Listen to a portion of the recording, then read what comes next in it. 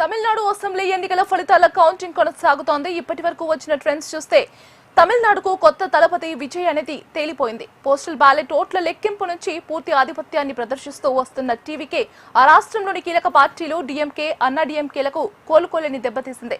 100కు పైగా స్థానాల్లో విజయం దిశగా ఆ పార్టీ దూసుకెళ్తోంది.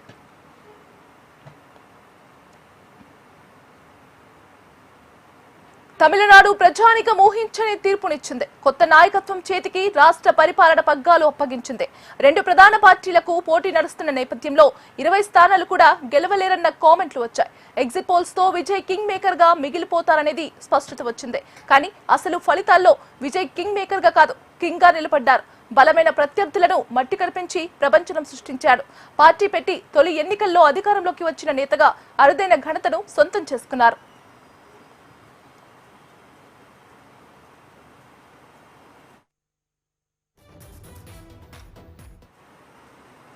కింగ్ మేకర్ అనుకున్న విజయ్ కింగ్ అయిపోయాడు. కానీ ఇప్పుడు ఆధిక్యంలో ఉన్న సీట్లకే పరిమితమైతే సీఎం కుర్చీ కోసం పక్క చూపులు తప్పేలా కనిపించడం లేదు. ఒకవేళ టీవీకేకి పూర్తి స్థాయి మెజార్టీ రాకపోతే తమిళనాడు రాజకీయాలు మరింత రసవత్తరంగా సాగే అవకాశాలున్నాయి. హంగ్ వస్తే తమిళనాడు పొలిటికల్ గేమ్ ఎలా ఉండబోతోంది? టీవీకే డీఎంకే వైపా, అన్నా డీఎంకే వైపా? ప్రభుత్వం ఏర్పాటుకు విజయ్ ఏ పార్టీ మద్దతు తీసుకుంటారు?